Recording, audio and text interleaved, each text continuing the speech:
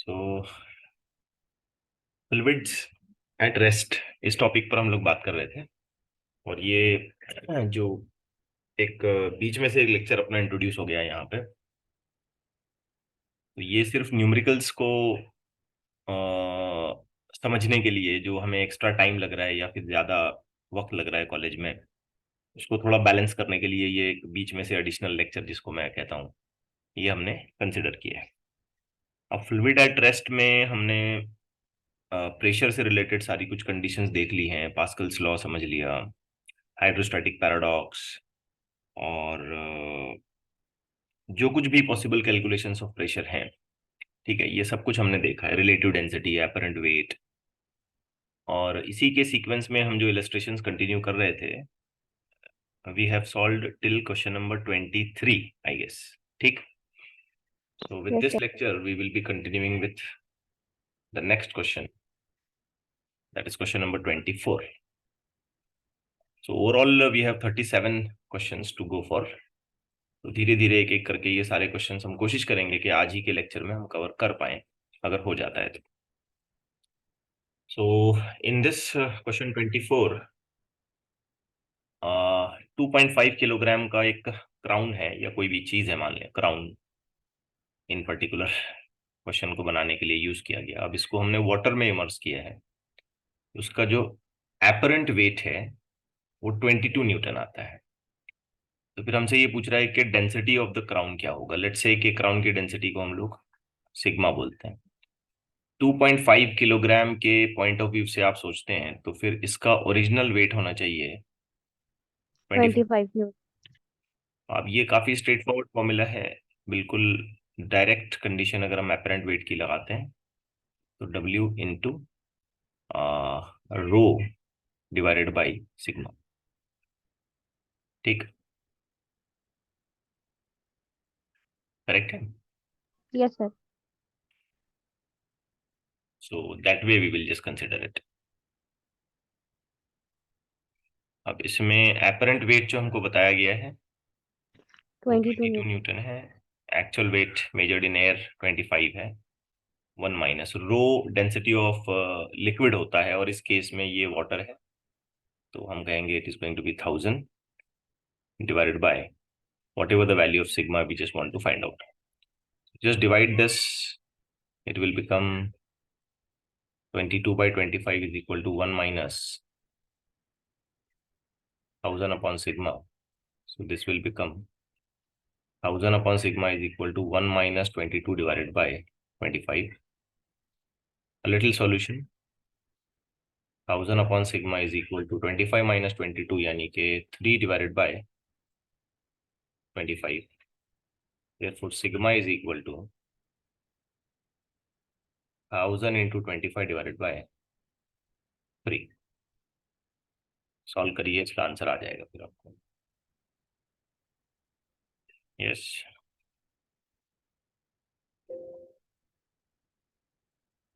देख लें कितना आता है। कितना आ रहा है आंसर उसका? 833.3. You are getting an answer of 8 Triple three. 33.3.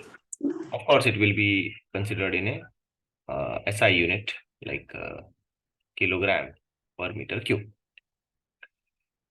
Okay. So इस क्वेश्चन को सॉल्व करने के लिए हमें कुछ ज्यादा एफर्ट्स नहीं लगाने पड़े, बस एक स्टैंडर्ड फॉर्मूला जो हम ऑलरेडी सीख चुके हैं वो ठीक से रिकॉल करना था।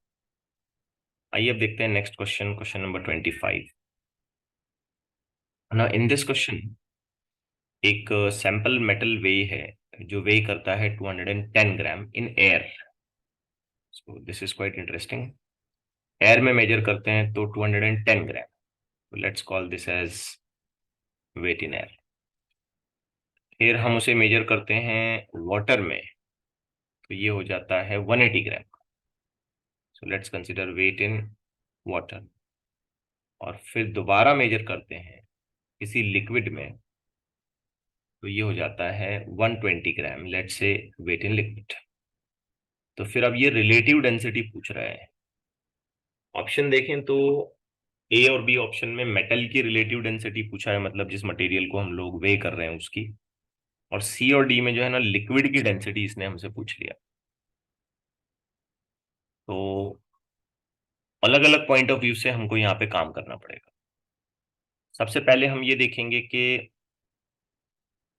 एयर और वाटर के पॉइंट ऑफ व्यू में अगर हमने डायरेक्टली मेटल की रिलेटिव डेंसिटी लिखी तो वो कुछ ऐसी लिखी जाएगी, relative density of metal, relative density is equal to, तो सीधा सा फॉर्मूला है weight in air divided by loss of weight in water. Air में मेजर करने के बाद जो भी वेट आता है उसको डिवाइड करें loss of weight in water, या ऑफ कोर्स यहाँ पे आप बायोंट फोर्स भी कह सकते हो। फिलहाल के कैलकुलेशन में ये ऐसा हो गया, weight in air divided by, अब loss of weight in air का मतलब हुआ weight in air minus weight in water. समझ रहे हैं? मतलब पानी में डुबाने के बाद कितना वजन कम महसूस हुआ, कितना वजन आया ये नहीं, कितना वजन कम महसूस हुआ। ठीक है, यस। थियरी में पढ़ चुके हैं ये सब कुछ। अब एयर का पॉइंट ऑफ व्यू से देखेंगे तो वेट है 210 ग्राम। क्वेश्चन का डेटा देख लें आप, फिर वापस से 210, और वाटर में 180 आया था। 180 आया था, हाँ 180, और किसी लिक्विड में 120 आया था। तो जस्ट सिंप्लीफाई कर लें, आपका आंसर रेडी हो जाएगा। ये हो गया 210 डिवाइडेड बाई, ये डिफरेंस हो गया 30, तो आंसर आया 7।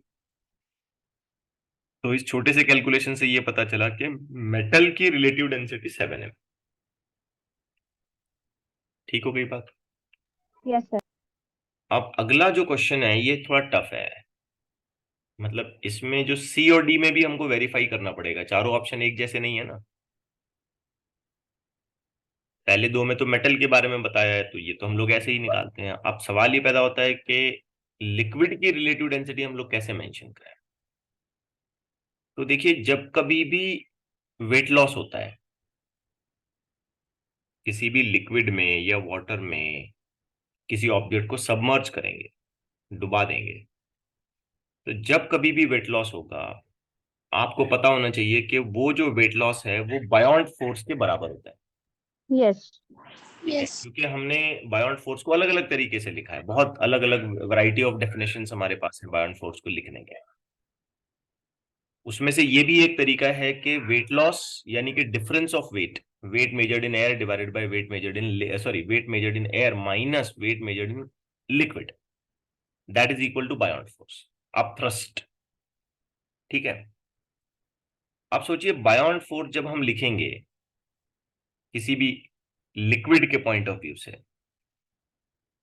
तो डेफिनेटली हम वहां पर डेंसिटी ऑफ लिक्विड यूज करेंगे, फिर वॉल्यूम सबमर्ज और ग्रेविटी, यही फैक्टर लेंगे। यस। पूरा पूरा वॉल्यूम अगर हमने मटेरियल का अंदर डुबा दिया तो और अच्छी बात है, मतलब तो बायोंट फोर्स की एक्चुअल कंपैरिजन हमको समझ में आ जाएगी कि भाई रियली कितना वेट का लॉस हुआ है एपरेंट लेवल पर। तो एक फैक्टर हमको यहाँ ये समझ आता है कि जितना भी वेट लॉस होगा वो डायरेक्टली प्रोपोर्शनल होगा डेंसिटी ऑफ द लिक्विड के साथ। यस। तो किसी गिवन लिक्विड के लिए जब आप बात करोगे ना, तो बच्चों उसका सीधा सा मतलब ये होगा कि weight loss in liquid is directly proportional to the density of that liquid. और इसी तरीके से अगर आप वेट लॉस इन वाटर निकालना चाह रहे हो तो it should be directly proportional to the density of water. Yes. ठीक है ना, बिकॉज लिक्विड मतलब ये तो जनरल टर्म हो गया, तो आप यहाँ पे पैराफिन ले लो वाटर ले लो, आप यहाँ पे अल्कोहल ले लो वाटर ले लो, आप यहाँ पे मर्क्यूरी ले लो और फिर वाटर ले लो, तो ये तो किसी पे भी अप्लाई किया जा सकता है। ठीक है ना, यस सर। तो इसको हम लोग क्या करते हैं, एक रेशियो में कन्वर्ट कर देते हैं, तो weight loss in liquid divided by weight loss in water now should be equal to density of liquid divided by density of water. अब यहां समझने वाली बात है, वेट लॉस इन वाटर कैसे लिखेंगे। तो आंसर सिंपल है, हम लोग देखेंगे कि एयर में वेट कितना था माइनस वाटर में वेट कितना है। अब वेट लॉस इन लिक्विड हम लोग कैसे लिखेंगे, तो आंसर है एयर में वेट कितना था माइनस वाटर में वेट कितना है, यहां ऊपर गलती हुई, वेट लॉस इन लिक्विड पहले है ना, तो एयर में वेट कितना है माइनस लिक्विड में वेट कितना है। बात समझे। यस। ठीक है। Yes sir. यहाँ जो मुझे रेशो मिला है ना, ये बड़ा इंपॉर्टेंट है, इसको जरा आप ऑब्जर्व करें। ये ratio density of a liquid with respect to density of water है, मतलब ये तो रिलेटिव डेंसिटी बता रहा यस। है ना। तो ये किसकी रिलेटिव डेंसिटी बता रहा है। आंसर सिंपल है, लिक्विड की। लिक्विड लिक्विड की। की। वेरी गुड, ये लिक्विड की ही रिलेटिव डेंसिटी बता रहा है। अब बस कैलकुलेशन पूरा करना है। 210 माइनस लिक्विड में मैं जानता हूं जहां तक 120, करेक्ट है। यस। 210 माइनस ये वाटर में 180 इज इक्वल टू, ये हो गया अपना are D of liquid, relative density of liquid. Now 210 minus 120 will become 90 and this has 30. So ये हो गया आर डी ऑफ लिक्विड। तो थ्री। ये आप सॉर्ट आउट कर लो, थ्री। आपको आंसर मिलेगा R D of liquid is equal to 3। ये हो गया आपका आंसर। अब यहाँ पे दो ऑप्शन मैच करेंगे, ए और बी में से बी आ गया और सी और डी में से सी आ गया। ठीक हो गया। सो क्वेश्चन देखो ना, एक लाइन का है लेकिन काफी जिसे कहेंगे ना थॉट प्रोसेस उसका अच्छा करना पड़ा हमको, तब जाके सॉल्व हुआ वो। आओ थोड़ा और आगे देखते हैं।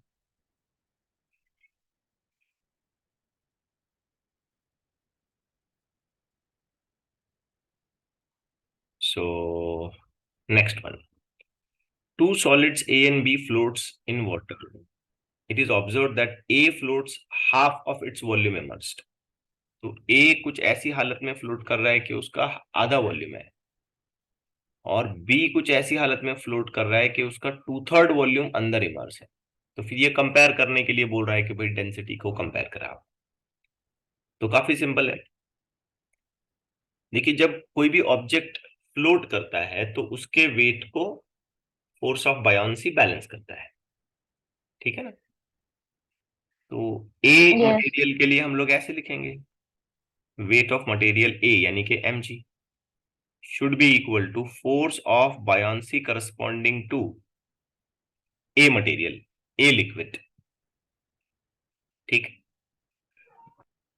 उसी तरीके से बी मटेरियल के लिए अगर आप लिखना चाहते हो तो mg corresponding to B material should be equal to force of buoyancy corresponding to B material. अगर आप क्विकली इस बात को समझते हैं तो ये कुछ ऐसा हो जाएगा, density of A, volume, gravity, correct है। Yes. Density of water V/2 gravity. I hope आप इसे क्विकली गेस कर पा रहे हैं। Yes. Density of B, V into volume. Gravity gravity. Equal hmm. Density of water two two V V by by three three gravity. Into अगर V. आप guess पार कर पा रहे हैं तो ये काफी आसान है, समझ आ गया होगा आपको। यस। अब इसमें जो चीजें कैंसिल हो सकती हैं कैंसिल कर दें, जितना आप कैंसिल कर सकते हो उतना कैंसिल कर दें। अब रेशियो ले लें। So if you take a ratio of density of A divided by density of B will now become equal to, ये वाटर वाला फैक्टर भी कैंसल आउट हो जाएगा, यहाँ पे 1/2 और ये बच जाएगा 2/3। So this is now going to become 3/4। Done, finish. Clear हो गई बात।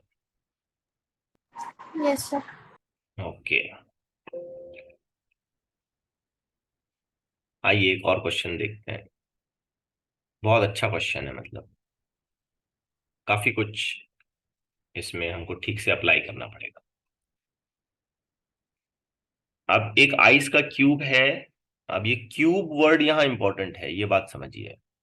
मतलब पूरा ऐसा उसका ज्योमेट्रिकल शेप हमें इमेजिन करना पड़ेगा, पूरा इस तरीके से, ताकि जब कभी हम उसका करस्पॉन्डिंग वॉल्यूम और एरिया निकालें तो हम ठीक से निकाल पाए। तो उसकी जो साइड लेंथ है वो 1 मीटर है। Now it is floating at an interface of kerosene and water. तो ये ऊपर का पोर्शन केरोसिन है, ये नीचे का वाटर है, और ये कुछ ऐसे तैर रहा है इसका क्यूब कि उसका कुछ हिस्सा वाटर में आता है और कुछ हिस्सा केरोसिन में चला जाता है। बीकर है, ये सारा मटेरियल जो है वो बीकर में रखा हुआ है, और इस बीकर का जो सरफेस एरिया है, मैं फिलहाल उसको कैपिटल ए बोलता हूँ, ये 10 सेंटीमीटर स्क्वायर है। Level of kerosene is just covering the top surface of the ice cube, मतलब केरोसिन इतने लेवल पे लाके रखा गया है कि वो आइस क्यूब के टॉप सरफेस को कवर करता है, मतलब पूरी तरीके से, जस्ट पूरी तरीके से सबमर्ज्ड है आइस क्यूब, कुछ हिस्सा केरोसिन में yes, और रिमेनिंग हिस्सा वाटर में। अब ये बोल रहा है find the depth of submergence in the kerosene and that in the water, मतलब कितना पोर्शन इस आइस क्यूब का वाटर में है, कितना पोर्शन केरोसिन में है। आई बात समझ में? yes, sir. तो अब इनिशियली तो हमें पता नहीं है कितना कितना है, तो लेट्स से कि इसकी जो टोटल हाइट है, ये टोटल हाइट यहां से लेके यहां तक वो 1 है, वो हम जानते हैं, ये 1 है ना, ये हम जानते हैं, it is just going to be 1 centimetre. Yes, इसमें का कितना हिस्सा वाटर में है तो हमें पता नहीं है, तो let's just call that portion as X. तो फिर रिमेनिंग पोर्शन क्या हो जाएगा? 1 - x. 1 one minus x. Minus x. शाबाश। अब देखो एक सिंपल सा लॉजिक ऐसा है कि इस पूरे आइस क्यूब के वेट को किसने बैलेंस कर रखा है? Force of buoyant force of kerosene plus buoyant force of water. Water. तो हमें ऐसे लिखना चाहिए ना equation, weight of the ice cube, I लिख देता हूं यहां पे, is equal to buoyant force for water plus buoyant force for kerosene. आसान है एकदम, आ गया समझ में? Yes. अब yes, इसके लिए तो ऐसे लिखना होगा ना, डेंसिटी, ठीक है, आइस की, जो भी उसका वॉल्यूम है, ग्रेविटी इक्वल। इसके लिए कैसे लिखना पड़ेगा? डेंसिटी ऑफ वाटर, करेक्ट जा रहे हैं, Yes. और फिर उसके बाद जो भी वॉल्यूम वाटर में आई होगी एंड देन ग्रेविटी, प्लस यहां लिखना पड़ेगा डेंसिटी ऑफ केरोसिन, जो भी वॉल्यूम केरोसिन में आ रही होगी एंड देन ग्रेविटी। अब इसमें सबसे पहले तो ये जी फैक्टर हम लोग निपटा देते हैं, कैंसिल कर देते हैं। यहां बच गया density of ice A into 1, समझ पाए आप? Yes, sir. ए नहीं लिखता हूं नहीं तो और गड़बड़ हो जाएगी, क्योंकि बीकर के एरिया को भी मैं ए बोल रहा हूं। तो इसकी जो टोटल वॉल्यूम है ना, ये 1 × 1 × 1 होगी ना, आप सोचे तो ये भी तो Yes. 1 है और ये भी तो 1 है, तो टोटल वॉल्यूम क्या हो जाएगी इसकी? 1 × 1 × 1, करेक्ट है? Yes. तो just for the sake of understanding हम यहाँ पे लिख देते हैं ×1 × 1 × 1। अच्छा, अब कंटिन्यू करते हैं, तो बच्चों ये हो जाएगा वाटर का density, whatever the water density we later on substitute, into 1 × 1 × x। देखो सही लिखा मैंने, सही लिखा क्या नहीं? Yes. जस्ट इमेजिन करते हैं कि इतना पोर्शन नीचे का ना ये डूबा है, ये वाला डूब गया, ऐसे इमेजिन करो, ये पोर्शन पूरा डूब गया। तो इतनी हाइट को तो मैंने x बोला है ना, तो सिर्फ यही वॉल्यूम लिखूंगा ना मैं यहां तक का, ये सुनो बेटा, तो मुझे ऐसे Yes. लिखना पड़ेगा ना, 1 × 1 × x, करेक्ट जा रहे हैं? Yes, sir. फिर बच्चों हम लोग लगाएंगे प्लस। अब थोड़ा दिमाग चला के बोलो क्या लिखना चाहिए? 1 into 1 × 1 × 1 - x. 1 - x। शाबाश। अब हर एक की डेंसिटी इसमें आप चुपचाप से पुटअप करते चलो। तो डेंसिटी ऑफ आइस अगर आप देखें ध्यान से वहां, तो वो बताया है 0.9, हालांकि स्पेसिफिक ग्रेविटी है, वाटर की डेंसिटी से डिवाइड करने के बाद आएगा, ऐसे समझ लो, तो ये 0.9 हो गया। वाटर की डेंसिटी हम लोग यहाँ पे लेंगे 1, एज गुड एज, मतलब ये density of ice divided by density of water है, मतलब पूरी इक्वेशन को हमने वाटर की डेंसिटी से डिवाइड कर दिया ताकि हम ये नंबर्स यूज कर सकें। तो ये 1x हो जाएगा अगर आप ध्यान लगाओ तो, प्लस कैरोसिन की डेंसिटी है 0.8, इनटू ये आ जाएगा 1 - x। ठीक हो गया? So if we just continue, this will become 0.9 is equal to x plus 0.8 minus 0.8x. Yes, Yes, sir. सही चल रहा है। तो इसको सब्सट्रैक्ट करते हैं। 0.9 minus 0.8 is equal to 0.2x। 0.9 minus 0.1, sorry 0.8 कितना हो गया? 0.1। So this is 0.1 is equal to 0.2x, which simply means 1/2, यानी कि 0.5 centimetre, because we are doing the calculations in centimetre, therefore the answer is in centimetre. ठीक है। Yes. इसका सीधा सा मतलब ये है कि जो आइस क्यूब हमारे पास है उसकी जो टोटल हाइट है वो 1 सेंटीमीटर है, तो 0.5 सेंटीमीटर वाटर में है और रिमेनिंग 0.5 सेंटीमीटर कहाँ है? Kerosene. केरोसिन में। तो ये एक इसका डायग्रामेटिक अंदाजा अगर हम लगाते हैं, ये ऐसे, ये ऐसा बड़ा सा क्यूब अगर हम बना देते हैं आइस का, तो फिलहाल जो स्टेटस है उसका वो कुछ ऐसा है कि half half, half half condition है उसकी। Hmm. ठीक है ना? ये नीचे ये वाला 0.5 हो गया, और ये ऊपर ये वाला भी रफली हम बोलेंगे 0.5 सेंटीमीटर हो गया। नीचे वाटर है और ऊपर केरोसिन है। क्लियर हो गई बात? Yes, sir. हम्म। अब अगला सवाल बड़ा इंटरेस्टिंग है, मैं भी इस पे थोड़ा, मुझे समझाने के लिए आपको टाइम लगेगा। Find the change in total level of the liquid. Not total level बोला है, मतलब लेवल ऑफ बीकर बताना है हमको, दोनों का कंबाइन लेवल, ये जो ऊपर का आ रहा है ये वाला, of liquid when the whole ice melts into water. जब पूरा का पूरा आइस जो है ना इसमें से मेल्ट हो जाता है और वो सारा का सारा पानी बनता है, तो फिर बीकर के टोटल लेवल को क्या होगा? अब मेरी एक छोटी सी बात को यहां पहले आप आंसर करें कि जब ये आइस मेल्ट हो जाएगा तो वो क्या बनेगा? Water. वाटर बनेगा, है ना? तो फिर मिक्स किस में होगा? वाटर में मिक्स होगा या केरोसिन में मिक्स होगा? Water. वाटर में मिक्स हो जाएगा, मतलब सीधी सी बात है, ये जगह खाली हो जाएगी। Hmm. है क्या नहीं? ये जगह तो खाली हो गई, क्योंकि यहाँ का आइस मेल्ट होके तो नीचे जा रहा है, केरोसिन के अंदर तो स्पेस खाली हो गया, ये वॉल्यूम खाली हो गई,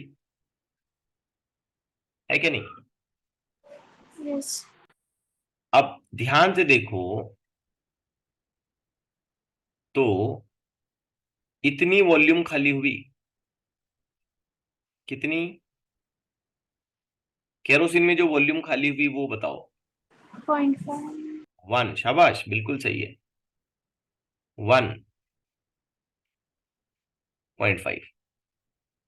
तो 1 into 1 into 0.5, 1 into 1 into 0.5 means 0.5 centimetre cube. इतना वॉल्यूम केरोसिन में खाली हो गया, क्योंकि यहाँ का बर्फ तो पिघल गया और पिघल के वो वाटर में जाके जमा हो गया।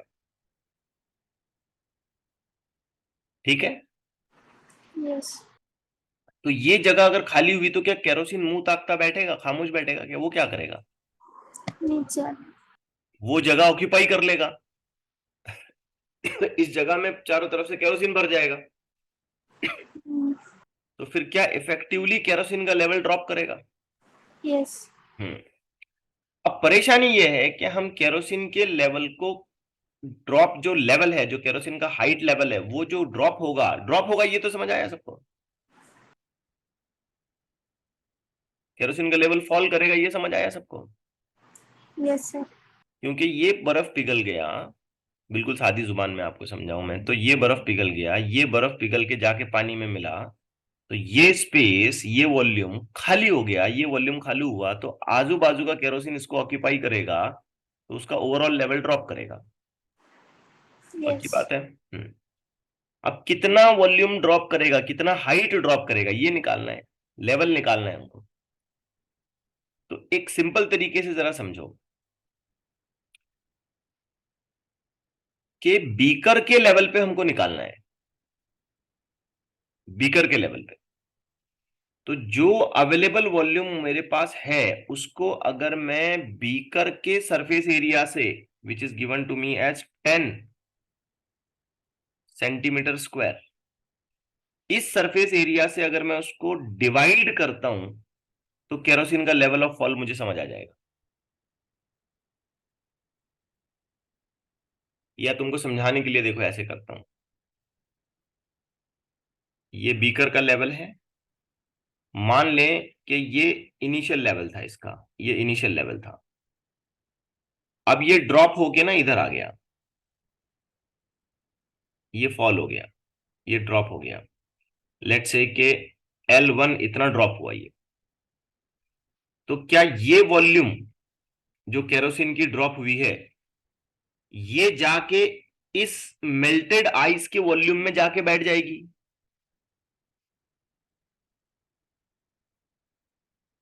क्योंकि यहां का आइस जो पिघला, हालांकि पिघला तो पूरा है लेकिन बात सिर्फ केरोसिन की चल रही है कि यहां का आइस जो पिघलता है, जो स्पेस यहां खाली हो गया, जो वॉल्यूम यहां खाली हुई, तो ये केरोसिन का लेवल ही यहां जाके बैठेगा।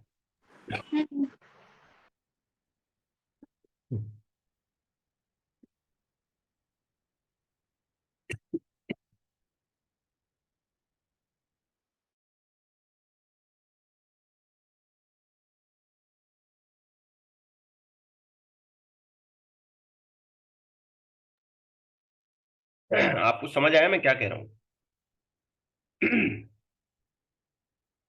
यस। Yes, sir.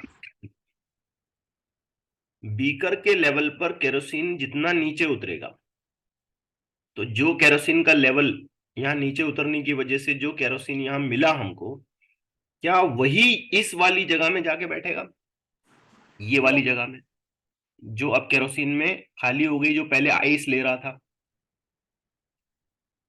ठीक है ना? तो मुझे बताओ कि ये सरफेस एरिया ए है, मुझे बताओ यहाँ वॉल्यूम कैसे लिखूंगा मैं? A into L1. शाबाश। और ये आइस का कितना वॉल्यूम मुझे पॉसिबली मिला? 0.5. 0.5, जो पहले केरोसिन में अंदर ऑक्यूपाई हो रहा था। इसका मतलब ये है कि केरोसिन के फॉल होने वाले लेवल को मैं ऐसे ऑब्टेन कर सकता हूं। Yes. इसी बात को मैं अभी थोड़ी देर पहले आपको बोल रहा था, आप समझा मैथमेटिकली किया तो? Yes, sir. तो ये L1 हो गया, ये 0.5, और ये डिवाइडेड बाई 10, यानी क्या आंसर आया? 0.05 सेंटीमीटर। तो इसको पहले कंक्लूड करो। Yes, kerosene level will fall bye 0.05 centimetre. बात क्लियर हुई? Yes, sir. अब दूसरी बात, बर्फ का टुकड़ा तो पूरा पिघल गया, क्यूब ऑफ आइस तो वो तो पूरा पिघल रहा है। अगर वो बराबर इतने बचे हुए वॉल्यूम में जाके बैठ जाता है तो वाटर का लेवल राइज नहीं होगा। Hmm. या अगर इस पूरे आइस का वॉल्यूम इतनी वाटर की बची हुई पोर्शन से ज्यादा हो जाता है तो वाटर का लेवल रेज होगा। Yes. और अगर इस बर्फ के टुकड़े का पूरा वॉल्यूम इतनी बची हुई वॉल्यूम से कम पड़ता है तो वाटर का लेवल भी फॉल करेगा। क्या कहते हो? Yes, sir. अब मुझे एक बात बताओ कि पानी के पास, वाटर के पास कितना वॉल्यूम अवेलेबल है? कितना वॉल्यूम अवेलेबल है? 0.5. 0.5 है, शाबाश। 0.5 सेंटीमीटर क्यूब इतना वॉल्यूम अवेलेबल है। पूरे बर्फ का वॉल्यूम कितना है? जो पूरा बर्फ का टुकड़ा था उसका वॉल्यूम कितना है? 0.9. निकाला है इधर? 1. 1 है। तो जाहिर बात है 1 जाके 0.5 में तो नहीं बैठ सकता। Hmm. समझे नहीं समझे? Yes. आपको क्लियर हुई बात? यस। Yes, sir. तो कुछ ना कुछ एक्स्ट्रा वॉल्यूम तो लिया होगा इसने। Hmm. अब कुछ ना कुछ एक्स्ट्रा वॉल्यूम लिया, इसका मतलब वाटर का लेवल क्या होगा? Raise. रेज करेगा। यहाँ वाटर का लेवल रेस करेगा। Yes. एक सेकंड, थोड़ा सा और कैलकुलेशन को ठीक कर लें। अवेलेबल स्पेस अपने पास 0.5 है, ऊपर से वाटर भी आ गया, मतलब टोटल पिघला हुआ है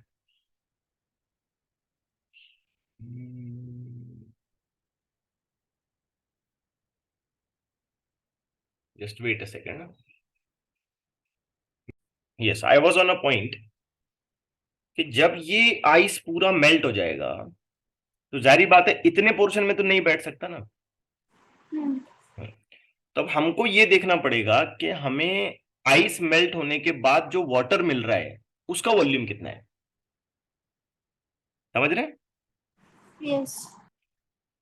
एक फैक्ट तो यहां पे ये है कि भले ये आइस मेल्ट हो जाए और वाटर बन जाए, मास तो सेम रहेगा। क्या कहते हो? Yes. तो हम लोग ऐसे लिखेंगे कि mass of ice should be equal to mass of water after melting that much portion of ice. इतना पूरा बर्फ पिघलने के बाद जो वाटर मिला उसका मास बोल रहा हूं मैं, ये पूरे वाटर का नहीं बोल रहा। तो यहां मास ऑफ आइस हम लोग कैसे लिखेंगे? तो आंसर सिंपल है, डेंसिटी ऑफ आइस, उसका वॉल्यूम, ठीक है, उसका वॉल्यूम आइस का should be equal to density of water, और जो वाटर हमको आइस पिघलने के बाद मिल रहा है उसका वॉल्यूम। आई होप आप समझ पा रहे हैं। Yes. अब इसमें नंबर्स को पुटअप करें, आपको बड़ा इंटरेस्टिंग और सरप्राइजिंग रिजल्ट मिलेगा। देखो इसमें नंबर्स लगाएं इसमें आप। तो density of ice 0.9, volume of ice 1, density of water 1, और वॉल्यूम ऑफ वाटर, और वो वाटर जो आइस पिघलने के बाद मिल रहा है। तो फाइनली मुझे कितना वाटर एक्स्ट्रा मिला? 0.9. 0.9 सेंटीमीटर क्यूब, बराबर 0.9 Yes. सेंटीमीटर क्यूब मिला। 1 सेंटीमीटर क्यूब नहीं मिलेगा। नहीं, तुम बोलेंगे सर आइस तो पूरा 1 सेंटीमीटर क्यूब था, तो फिर 1 सेंटीमीटर क्यूब ही वाटर मिलना चाहिए। नहीं, वॉल्यूम टू वॉल्यूम कंजर्व नहीं हो रहा है, मास टू मास कंजर्व हो रहा है। ये शायद मुझसे थोड़ी सी मिस्टेक हो गई ना इनिशियल लेवल पे बोलने के लिए। मैं लेकिन आपको समझाने की कोशिश कर रहा था कि उतने वॉल्यूम में वो ऑक्यूपाई करेगा कि नहीं करेगा। अब मैं आपसे एक सवाल करता हूं कि यहां वाटर का जो पोर्शन खाली पड़ा हुआ है जिसमें पहले आइस था वो कितना है, 0.5. और हमको कितना वाटर मिल रहा है? 0.9. तो क्या इतने में एडजस्ट हो जाएगा क्या? नहीं. फिर एक्स्ट्रा लगेगा। Hmm. एक्स्ट्रा कितना लगा? 0.4. 0.4, शाबाश। क्या वो 0.4 वॉल्यूम जो बच गई थी वाटर की, ओवरऑल वाटर के लेवल को रेज करेगी? Yes. वो कितना रेज हुआ अगर मुझे निकालना है तो कैसे निकालूंगा? Volume of वैसा ही 0.4 डिवाइडेड बाई एरिया, एग्जैक्टली वैसा ही जैसे यहां निकाला। Yes, sir. कितना वॉल्यूम एक्स्ट्रा मिला? जगह कितनी है अपने पास, कितना वॉल्यूम अवेलेबल है? 0.5। अपने को कितना पानी बिठाने का है अंदर? 0.9. 0.9। तो एक्स्ट्रा वॉल्यूम कितनी मिली? 0.4. उस 0.4 की वजह से क्या ये वाटर का लेवल हल्का सा ऊपर रेज होगा? Yes.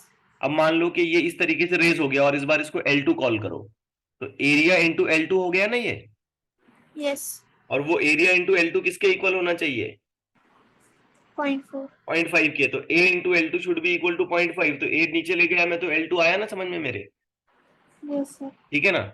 So it will now become 0.4 divided by this is 10। The answer is 0.04 centimetre. अब ये जो वाटर है ये क्या कर रहा है, रेज कर रहा है या फॉल कर रहा है? Raise. Water level will raise by 0.04 centimetre. ना यहां आपको अब एक थॉट प्रोसेस बनाना है। केरोसिन का लेवल क्या हुआ? फॉल। Fall. वाटर का लेवल क्या हुआ? Raise. रेज। केरोसिन कितना नीचे गिरा? 0.05. 0.05। और वाटर कितना ऊपर गया? 0.04. ओवरऑल बीकर का क्या होगा? Fall. अपर एज, अपर लेवल देखेंगे ओवरऑल बीकर की तो फॉल करेगी ना, क्योंकि केरोसिन नीचे गिरा 0.5, वाटर ऊपर उठा 0.4, तो कितने का टोटल फॉल हुआ? 0.1. यस, बीकर के पॉइंट ऑफ व्यू से अगर हम बोलें, जैसे क्वेश्चन में पूछा है टोटल लेवल, तो टोटल लेवल जो है वो फॉल करेगी, ठीक है ना? Total level of liquid will fall bye 0.01 centimetre. देख लो, सबको समझ आया ये? टोटल लेवल फॉल क्यों बोल रहा हूं, सबको समझ आया? Yes, sir. अरे हाँ या ना, कुछ तो बोले। Yes, sir. ओके, ठीक, चलिए आगे कंटिन्यू करते हैं। देखो थोड़ा टफ था क्वेश्चन, बट ध्यान से सुने आप तो अगर आपको समझ आ जाएगा।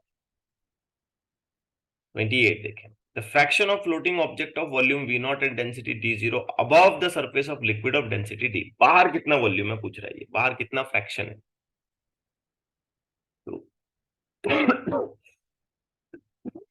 आप जानते हैं अंदर कितना है, ये पता है ना आपको? कैसे लिखते हैं हम लोग? सिग्मा बाई रो, क्या रो बाई सिग्मा? सिग्मा बाय रो। हाँ, सिग्मा बाई रो, मतलब न्यूमरेटर में ये जो चीज होती है ये डेंसिटी ऑफ सॉलिड होता है, और ये वाली जो चीज होती है ये Liquid. लिक्विड होता है। अब फिलहाल के क्वेश्चन के डेटा के हिसाब से इसको बनाओ तो आंसर क्या आएगा? V इंटू, यस, ऑब्जेक्ट मतलब सॉलिड ना, उसकी डेंसिटी कितनी है? D not, D not divided by D, और ये V0 ओरिजिनल वैल्यू। लिक्विड की डेंसिटी को डी बोला है, लेकिन ये तो अंदर हुआ, बाहर कितना होगा? सॉरी, हाँ ये तो अंदर हुआ, बाहर कितना होगा? तो V आउट ये निकालने का सबसे आसान तरीका है कि टोटल जो V है उसमें से V इन को माइनस करो। Yes. सो V आउट, हालांकि इसका भी डायरेक्ट फॉर्मूला है मेरे पास, आपको मैंने बताया भी है, लेकिन आपको मतलब पढ़ने में परेशानी ना हो इसलिए दोबारा मैं छोटा सा डेरिवेशन यहाँ पे कर रहा हूँ। V नॉट को कॉमन ले लें, कॉमन लेके डिवाइड कर दें, 1 minus D not divided by D, so V out divided by V not यानी कि total volume is equal to D minus D0 divided by D, that goes with option C। ठीक, Yes. okay, let's take another question। 29, a cubical block is floating in a liquid with half of its volume immersed in liquid। चलो आगे नहीं जाता हूं, पहले इतना ही देख लें कि आधा वॉल्यूम अंदर है, तो सीधी बात है इसका जो वेट है उसको किसने बैलेंस करा है? Buoyant force. तो weight balanced by buoyant force. Weight हो गया mg, बायोंट फोर्स हो गया rho V in into g, mg हो गया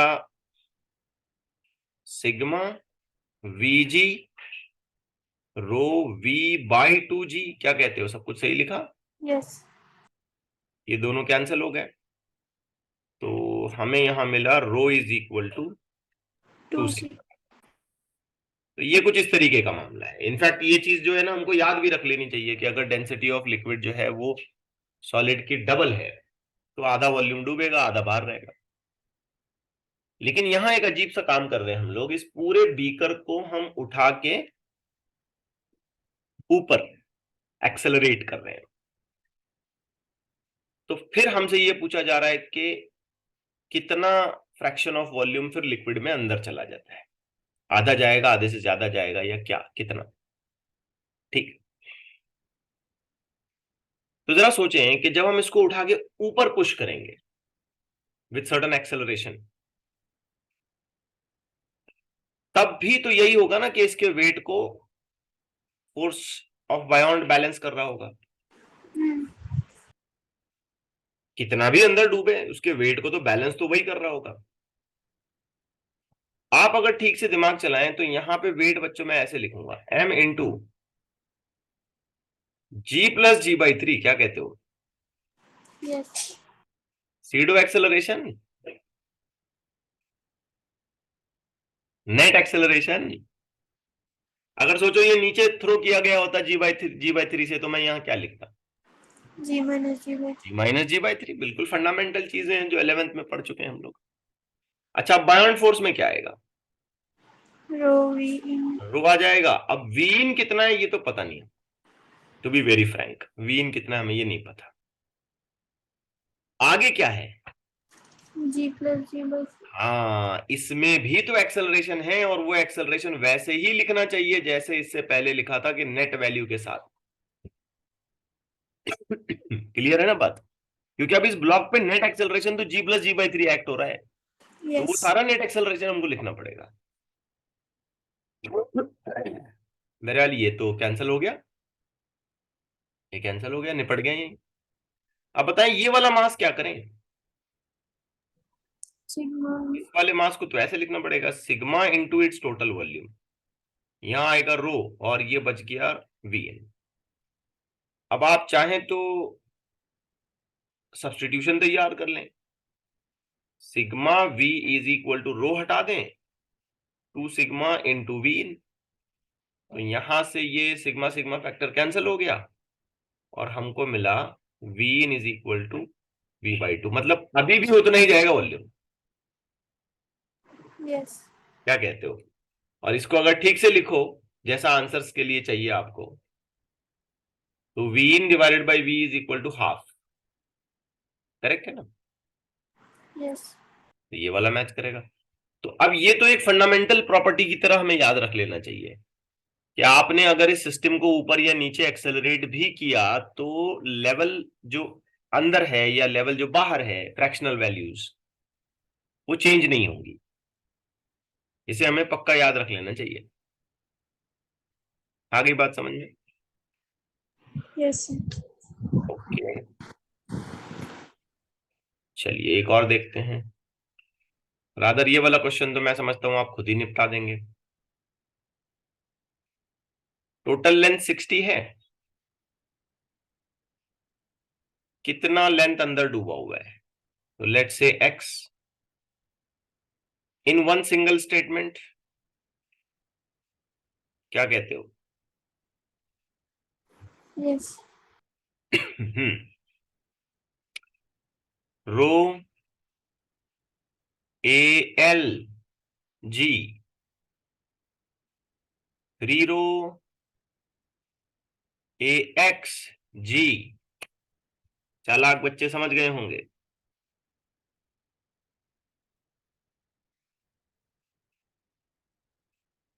अच्छे बच्चों को समझ आ गया होगा।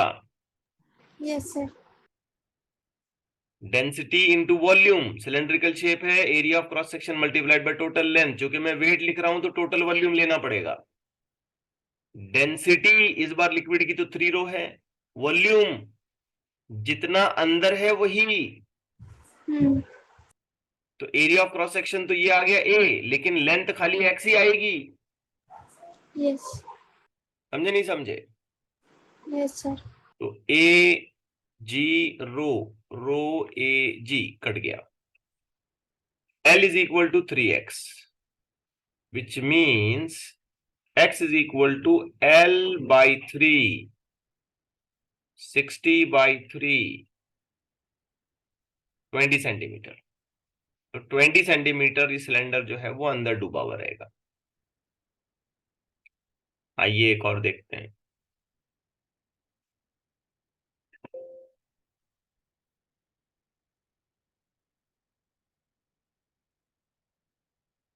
A cylinder with the given dimensions is floating in a liquid as shown. If the cylinder is given a slight dip and released, तो सिलेंडर को हल्का सा अंदर डुबाए और फिर छोड़ दिए। Find the we find the cylinder oscillates, तो सिलेंडर ऐसे ऑसिलेट करने लगता है, बिल्कुल ऐसे जैसे अंदर दबा के छोड़ देंगे तो ऑसिलेट करेगा। Find the time period of those oscillations, तो फिर उन ऑसिलेशंस का टाइम पीरियड निकालना है।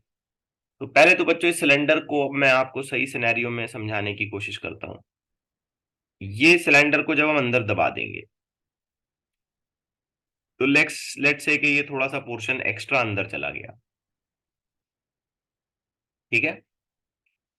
अब कॉमन लेवल ऑफ लिक्विड के मुकाबले में ना ये ज्यादा नीचे दब गया है,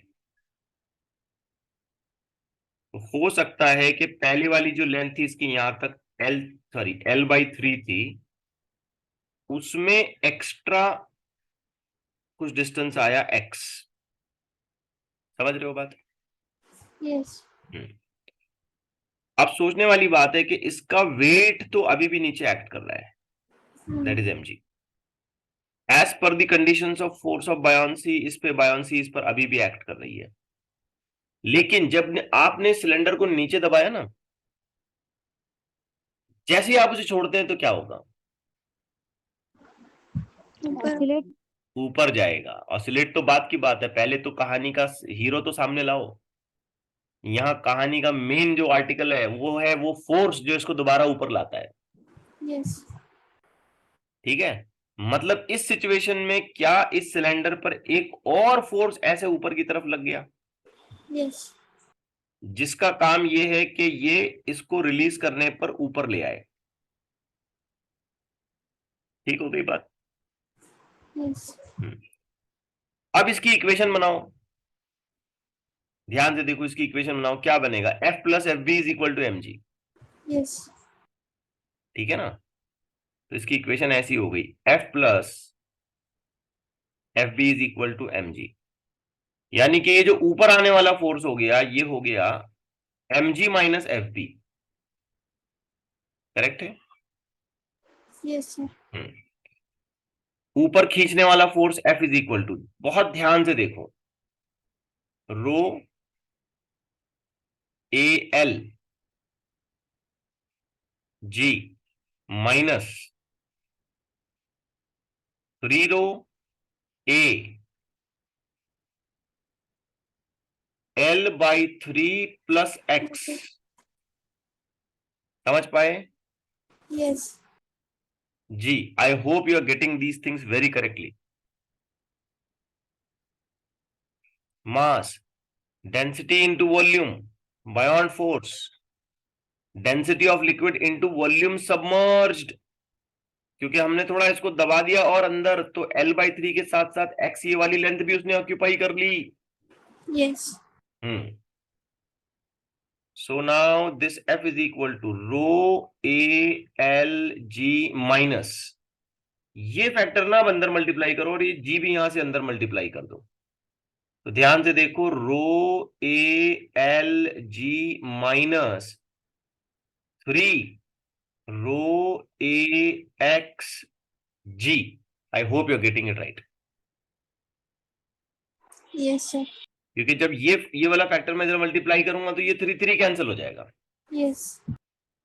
अब ये पूरा टर्म पॉजिटिव और ये नेगेटिव निपट गया, तो फोर्स क्या बचा? माइनस 3 रो ए जी आगे एक्स। करेक्ट हो गई बात? Yes. क्या मैं इस फोर्स को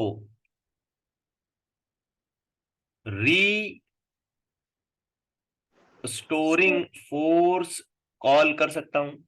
Yes. बिल्कुल कर सकता हूं, क्योंकि जब मैंने सिलेंडर को अंदर पुश किया था तो यही वो फोर्स था जिसने उसे बाहर ढकेला, तो ये तो रिस्टोरिंग फोर्स हो गया। Yes. On that basis for oscillation एक रिस्टोरिंग फोर्स ऐसे लिखा जाता है। Yes. ऑसिलेशन का पूरा चैप्टर हो चुका है अपना।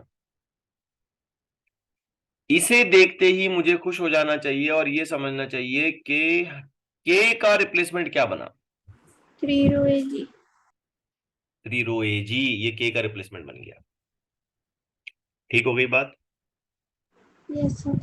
अगर हम ऑसिलेशन इस चैप्टर से टाइम पीरियड ऑफ ऑसिलेशन को उठा के लाते हैं तो आंसर मिलता है T is equal to 2 pi under root M/K। Spring mass वाला सिस्टम निकाल दो, m/k ही होता है. Yes. So we now can write as T is equal to 2 pi m. M is mass. How do I write mass? Density. Rho A L G. What is the equivalent value of K I got? 3 rho A G. Cancel the terms which can be rho A, rho A, rho A, G, G. अरे नहीं, एक second, यहां G नहीं आएगा ना, Yes. इसमें तो G नहीं आएगा, ये नीचे वाला G जैसा है वैसे रहेगा. तो rho A factor cancel out हो गए. Finalise the equation of time period क्या हो गई बताएं? 2 pi under root L by 3 L G. Divided by 3G. अभी अभी आपने एक बहुत अच्छा क्वेश्चन सॉर्ट आउट किया, सॉल्व कर लिया. ठीक हो गई बात, समझ आ गई? Yes, sir. Okay, let's take the next one. 32. इस क्वेश्चन में सिर्फ लॉजिक है, कोई ज्यादा कैलकुलेशन नहीं है, सिर्फ लॉजिक लगाना है. In the following arrangement if the cylinders are slightly dipped and released, मतलब वैसे ही जैसे अभी कर रहे थे, उनको थोड़ा डुबा के छोड़ रहे हैं, तो फिर वो ऑसिलेशन करेंगे. अब हमसे पूछा गया है कि मैक्सिमम एम्पलीट्यूड ऑफ ऑसिलेशन क्या होगा, कितना बड़ा ऑसिलेशन ऐसे कर सकते हैं. अब देखो, मान लो इस सिलेंडर को मैंने दबा के छोड़ दिया, कितना भी दबाऊं मैं, पूरा 40 सेंटीमीटर 40 सेंटीमीटर अंदर दबाऊं या और अंदर भी दबा के छोड़ दूं फॉर एग्जाम्पल, तो उछल के सिलेंडर बाहर आएगा. Hmm. तो इस सिलेंडर को कब तक बाहर आना तुम अलाउ कर सकते हो? जब तक इसका लोअर सरफेस वाटर के लेवल पर आ जाए तब तक. उससे ज्यादा बाहर आएगा तो पानी के बाहर ही आ गया ना पूरा वो. Yes. फिर एक बार पूरा बाहर उछल के बाहर गिर गया तो फिर ऑसिलेशन का सवाल ही नहीं पैदा होता. ठीक. Yes. तो फिर इसको ऑसिलेट करने के लिए मैं ज्यादा से ज्यादा कितना एम्पलीट्यूड इसका मैं बर्दाश्त कर सकता हूँ, कितना एम्पलीट्यूड ये ले सकता है ज्यादा से ज्यादा? 60 सेंटीमीटर. 60? गलत जवाब बेटा. अंदर कितना है? 20. 30. 20. बाहर उछलना कितना अलाउ कर सकते हो? बाहर उछलना कितना अलाउ कर सकते हो? 30 अलाउ करोगे बाहर. अगर ये 30 से बाहर आ गया मान लो, तो 20 बाहर आ गया और ऊपर 10, फिर नीचे क्यों डूबेगा वो? Yes. तो तुम ज्यादा से ज्यादा इसको कितना बाहर आना अलाउ कर सकते हो? 20. 20. जितना ज्यादा से ज्यादा बाहर आना अलाउ कर सकते हो उतना ही तो एम्पलीट्यूड लेगा, उससे ज्यादा कहां से लेगा? Yes. उससे ज्यादा अगर इसने होशियारी करके लिया एम्पलीट्यूड तो पूरा उछल के बाहर आ गया वो, फिर पानी में अंदर क्यों डूबेगा? नहीं डूबेगा, फिर धप से गिर जाएगा, खत्म हो गई बात. Hmm. तो ज्यादा से ज्यादा कितना एम्पलीट्यूड इसका अलाउ हो सकता है? 20 centimeter. अगर ऑसिलेट कर रहा है तो इसका ज्यादा से ज्यादा एम्पलीट्यूड हो सकता है 20 सेंटीमीटर. अब इधर आते हैं. अब सिलेंडर को नीचे ज्यादा डुबा के रखा है और ऊपर कम, तो इसको ज्यादा से ज्यादा नीचे कितना डुबा सकते हो? कितना नीचे डुबा सकते हो ज्यादा से ज्यादा? L by 4. और ज्यादा भी डुबाया तो कोई खास फर्क पड़ने वाला क्या? नहीं. और ज्यादा भी डुबाया समझो मैं इस पे, तो कोई खास फर्क पड़ेगा? बायोंसी पे तो फर्क नहीं पड़ेगा, वॉल्यूम तो उतना ही ऑक्यूपाई करेगा. भाई मैक्सिमम ज्यादा से ज्यादा मैंने डुबा दिया L/4, पूरा सिलेंडर अंदर चला गया. अब मैं पूरा डुबा के इसको पूरा नीचे यहाँ तल तक ले जाके टच भी करा दूं तो बायोंसी में फर्क पड़ रहा क्या? नहीं पड़ रहा ना, नहीं नहीं. क्योंकि वॉल्यूम तो उतनी ही है. पूरा ही डुबा दिया, अब Yes, और sir. कहां से ज्यादा वॉल्यूम लाओगे? और बायोंसी तो वॉल्यूम पे डिपेंड करेगी कि अंदर कितना डूबा हुआ है. हम्म. तो ज्यादा से ज्यादा इसको कितना सबमर्ज करा सकते हो एक्स्ट्रा? L/4. L/4. उससे ज्यादा करा के कोई फायदा होने वाला है अपना? नहीं. नहीं होने वाला. मतलब अगर ऑसिलेट करा भी तो कितना अंदर बाहर कर सकता है? L by 4. L/4. खत्म. तो इसका मैक्सिमम एम्पलीट्यूड क्या हो सकता है? L by 4. L/4. तुम बोलेंगे सर नीचे 3 L/4 है. अरे नीचे का लेके क्या करते हो? और ज्यादा डुबाएगा तो भी बायोंसी में फर्क नहीं पड़ रहा ना, और ऑसिलेट करने के लिए वहां बायोंसी फोर्स का है रिक्वायरमेंट, ये देखो कैलकुलेशन में बायोंसी था। बात समझ आई? Yes sir. अब तुम उसको डुबा के पूरा बेस पे भी लेके गए तो बायोंसी में फर्क नहीं पड़ने वाला। तो अलाउड ऑसिलेशंस के लिए ज्यादा से ज्यादा जो पॉसिबल एम्पलीट्यूड तुम अंदर और बाहर और अंदर और बाहर ले सकते हो, वो कितना ले सकते हो? L/4। L/4। तो इसलिए L/4 उसका मैक्सिमम एम्पलीट्यूड होगा। यहाँ अलाउड ऑसिलेशन में तुम ज्यादा से ज्यादा बाहर कितना ला सकते हो इसको? 20. 20 20। सेंटीमीटर। हालांकि अंदर डुबाते टाइम पर तुम 40 तक डुबा सकते हो, लेकिन 40 तक डुबाए तो उन्हें 40 से बाहर आने वाला। अगर 40 से बाहर आया तो उन्हें पूरा पानी से बाहर ही हो जाता। Yes. और अगर वो पूरा पानी से बाहर हुआ तो दोबारा ऑसिलेशन कंटिन्यू करने के लिए पानी के अंदर नहीं जा सकता, गिर जाएगा। Hmm. तो इस सिचुएशन में एम्पलीट्यूड मैक्सिमम 20 हो सकता है, जबकि इस सिचुएशन में मैक्सिमम एम्पलीट्यूड L/4. L/4 हो सकता है। अब इसमें शॉर्टकट क्या है? जो छोटा लेंथ अंदर है वो लेने का, कि जो लेंथ बाहर है वो लेने का, कि कौन सी भी लेंथ जो छोटी है वो लेने का? छोटी लेंथ. हाँ, अंदर बाहर की लेंथ का कोई इसमें रिलेशन नहीं है। हम सिर्फ ये देखेंगे कि आउट जो पोर्शन बाहर है वो या जो पोर्शन अंदर है वो, उन दोनों में से जो भी छोटी सी लेंथ होगी वो लेंगे, वही मैक्सिमम एम्पलीट्यूड इसका बन सकता है। उससे ज्यादा मैक्सिमम एम्पलीट्यूड इसका अलाउड हो ही नहीं सकता। बात समझ रहे हैं, सुन रहे हैं ठीक से? Yes sir. हर एक को आया समझ में ये? Yes sir. ओके, आइए ये अगला देखते हैं।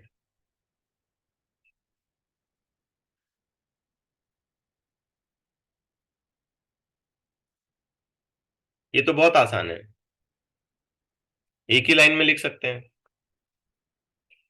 A container is filled with the two different liquids of density rho and 3 rho. Cylinder of length L and density 2 rho is floating at the interface of the two liquids. Find the length x of the cylinder.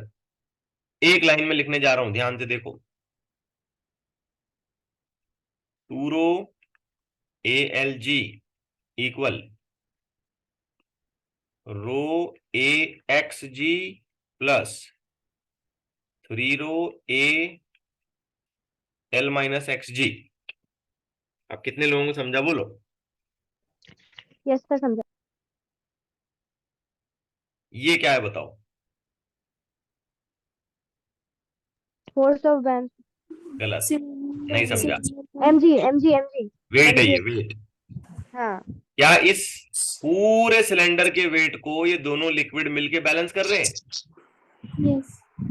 Yes. तो दोनों का buoyancy लिखना पड़ेगा। ये क्या है? What is this? Buoyancy of upper liquid. Upper liquid, ऊपर का जो लिक्विड है उसकी बायोंसी है ये। और ये क्या है? ये वाला लोअर लिक्विड। लोअर लिक्विड की बायोंसी। लोअर लिक्विड में मैंने बायोंसी के लिए ये लेंथ L/x क्यों लिया? क्योंकि अपर लिक्विड में लेंथ x है और लोअर में हमें पता नहीं, तो टोटल L है, उसमें से x निकाल देंगे तो लोअर लिक्विड की लेंथ हमको मिल जाएगी L-x। Yes. यस। ठीक। अब तो एकदम ही फालतू हो गया सवाल। ये रो ए जी, रो ए जी, रो ए जी निपट गया। इधर क्या बचा? 2M. 2L x plus 3L minus 3x। सही है? Yes. So this will become 2x। सॉल्व करने के बाद 2x is L. Equal to L, x is equal to L/2। देख लो सही किया क्या? Yes sir.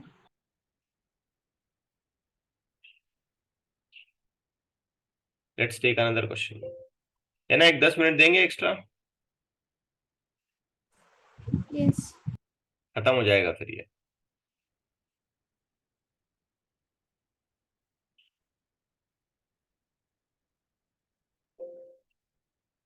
चलो ये आखिरी क्वेश्चन लेते हैं। लास्ट के 2-3 क्वेश्चन जो है तुम लोग होमवर्क में कर लेना।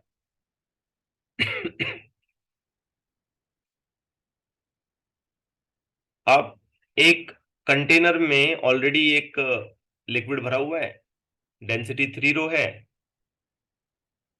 और ये जो सॉलिड है उसकी डेंसिटी 2 रो है। इस तरीके से ये सबमर्ज्ड है कि L/3 पोर्शन इसका बाहर है। ठीक। अब हमने इसके अंदर एक और डेंसिटी के लिक्विड को यहाँ पे पोर करना है और उसकी डेंसिटी रो है। थोड़ा क्वेश्चन की फ्रेमिंग में मुझे गलती लग रही है। हाँ ठीक है, बराबर, चलो। तो और एक लिक्विड फ्रेम इसमें भरना है, उसकी डेंसिटी रो है।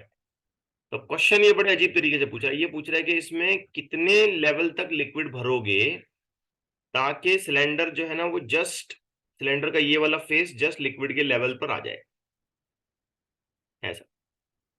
तो नॉर्मली इसमें स्टूडेंट क्या बोलता है? L/3 बोलता L/3। है। नहीं, लेकिन ऐसा नहीं होगा। पता है क्यों नहीं होगा ऐसा? क्योंकि जैसे ही हम ये इसमें लिक्विड डालने लगेंगे ना, इस लिक्विड की वजह से भी इस पे बायोंसी लगेगा। यस।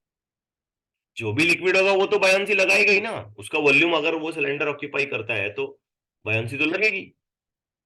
तो जैसे ही हमने इसमें लिक्विड डाला, थोड़ा सा भी डाला मतलब, चलो, तो क्या उस डाले गए लिक्विड की वजह से सिलेंडर पे बायोंसी लगेगा? Yes. ऐसा नो? अरे हाँ या ना? Yes, sir.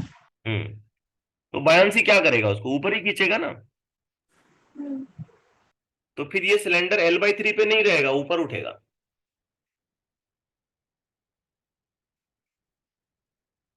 अरे हाँ या ना? Yes sir.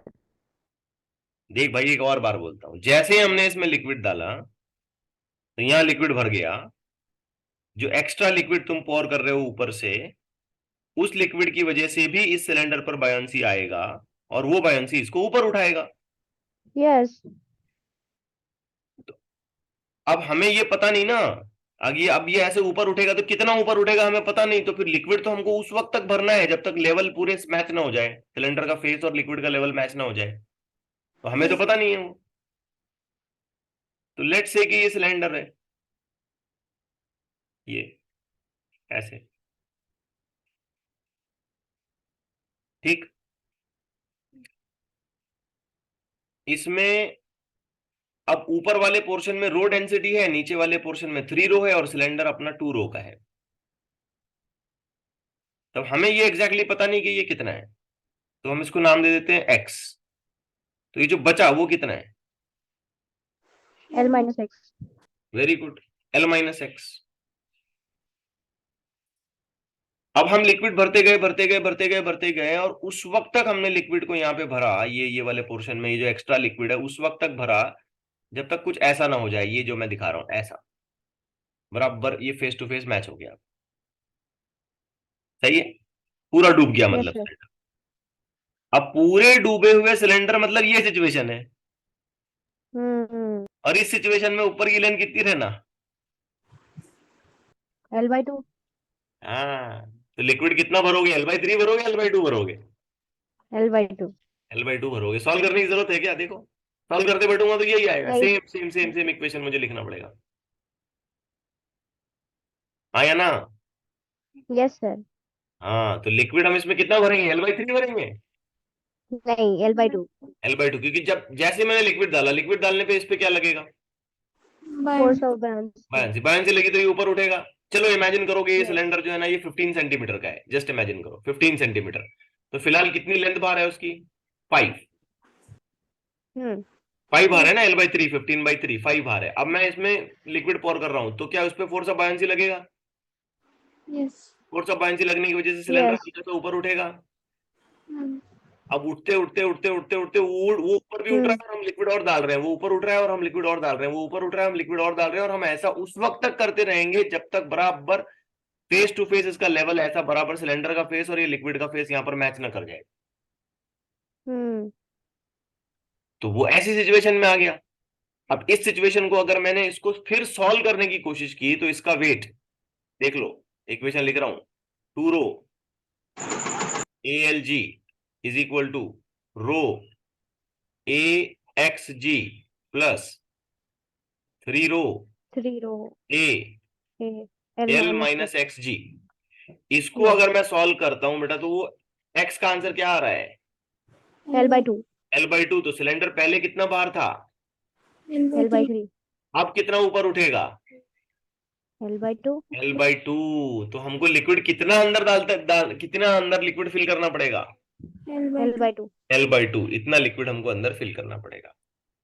अब ये हम्म स्टैंडर्ड नंबर्स हैं, आप ये चीजें याद रखें यहां से, तो ये स्टैंडर्ड है, बिल्कुल स्टैंडर्ड कैलकुलेशन है ये। ठीक है, समझाने के हिसाब से ही इसको बनाया गया है। सो आई थिंक यहां तक काफी है। क्वेश्चन 35, 36 और 37 ये कुछ क्वेश्चंस हैं, आप इन्हें अपने लेवल पर ट्राई करें, नहीं तो फिर मुझे कॉलेज में पूछें, इंशाल्लाह मैं आपको वहां पे बता दूंगा। ठीक, रुक जाए फिर। Yes, sir. हाँ। yes